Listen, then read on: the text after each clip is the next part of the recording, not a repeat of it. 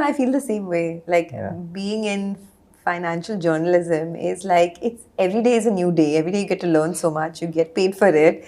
You get to interact with the best minds in the business, and you get to grow your own money, right? From all the advice that you get. So that was my main objective with this show, The Money Mindset, because I know a lot of young people are struggling today, whether it is with jobs, whether it is with growth, whether it is, it's a tough space that we are in today, tough world to live in.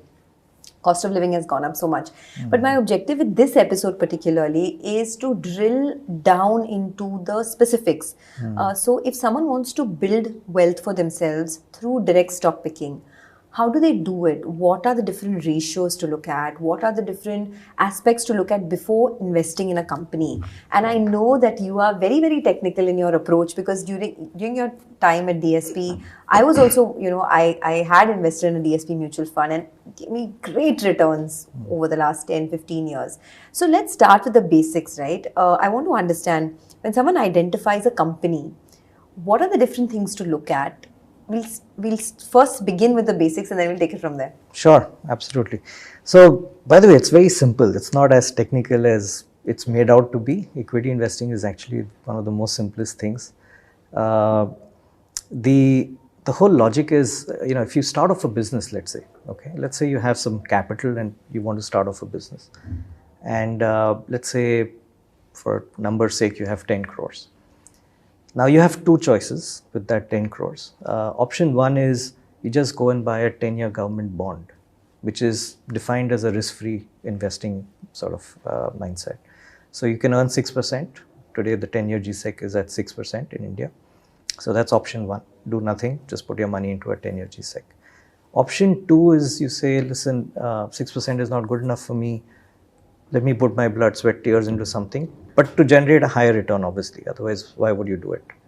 So let's say you start off a business and you're generating a 15% return on your capital. All businesses are created to generate a return on the capital that you invest in them.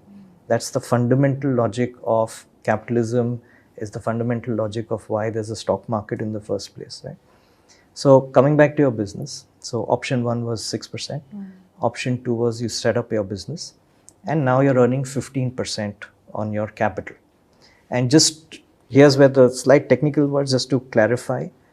Capital, another word for capital that we use in capital market parlance is, it's also called net worth or equity, right? And the returns, the profit that you generate on it, that when I say 15%, that's the return you're generating on your capital or the profit on the equity, correct? Correct. So let's say you're generating 15%. Now, at some point, you decide you want to sell your business. How do we put a price on your business? And let's say I'm a buyer of your business, right?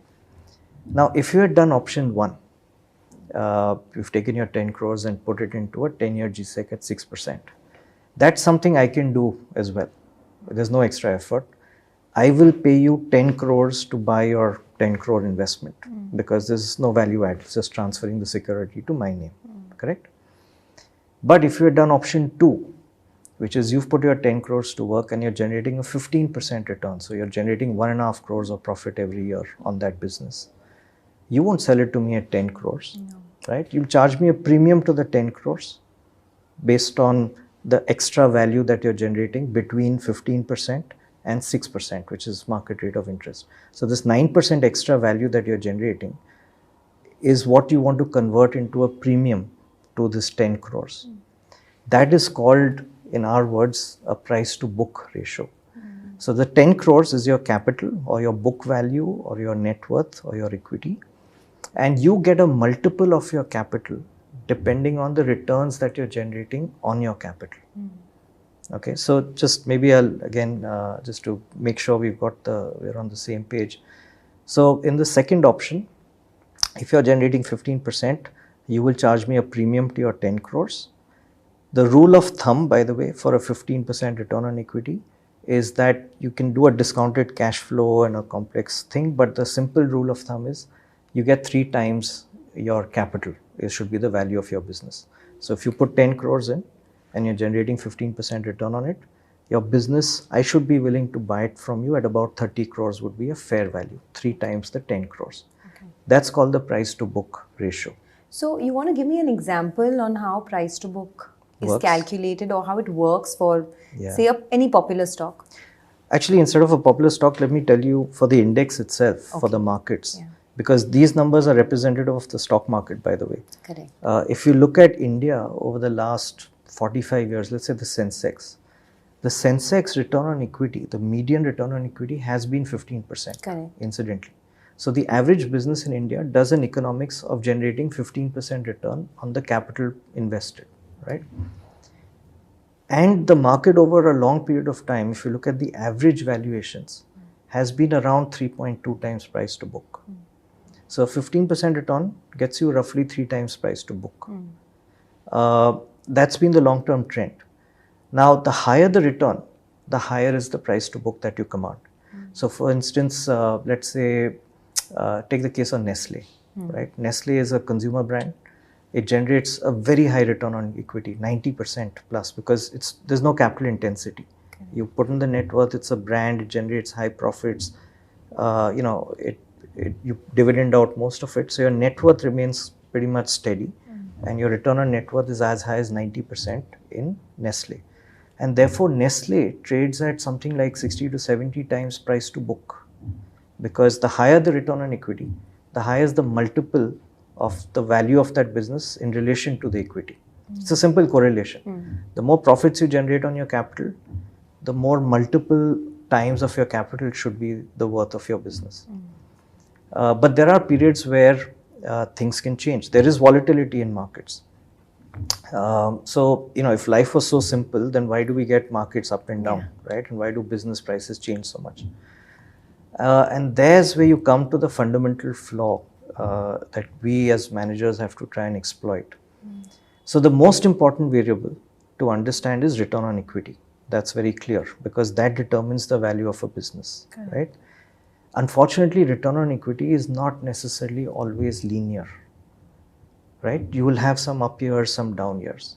And what the market tends to do is it looks at the coming year return on equity and assumes that's the return on equity forever. Okay? So let me give you an example. Let's take the case of, let's say, Hindalco. Okay. A cyclical business, right? Heavily driven by cycles. Again, just to put in context, Hindalco is an aluminium manufacturer.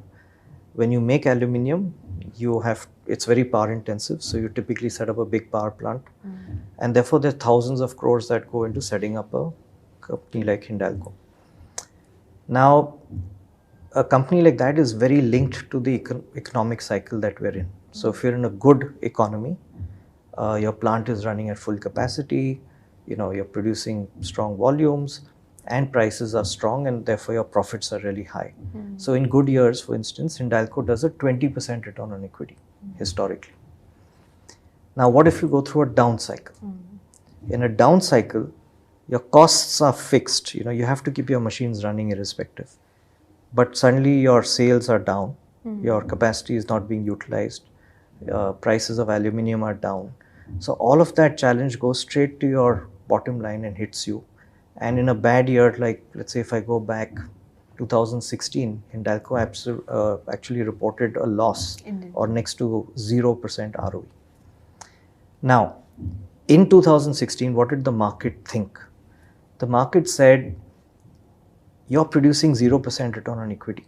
Forget about adding value over interest rates. At that time, maybe the 10-year GSEC was 7-8%. Instead of adding value, you're actually destroying value, right? Because you're generating zero for me versus maybe 7-8%. So instead of premium to book or premium to net worth, you should trade at a discount because you're actually destroying value technically. So Hindalco in 2016 fell to 1/3 book value, or the market cap was 1/3 of its net worth at that point. The price went to 80 rupees, the book value was 240 rupees at that point in time. So the market is essentially saying to us that they expect low ROE to continue forever. That's why it's trading even below its net worth, right? Now, but Hindalco wouldn't be in business. Why would they do this effort and business if they expect low ROE to continue forever? And losses to continue. And losses, right? It makes more sense to just sell your plant and put it into a 10-year GSEC. Why would you do all the headache? The reason they still continue with it is because they know at some point you'll have a positive cycle. In the positive cycle, your ROE goes back up to 18-20%. And through these ups and downs, over a long period, through multiple cycles, maybe you'll end up with a 12-13% ROE on average, which is enough value, and that sort of creates value for your shareholders.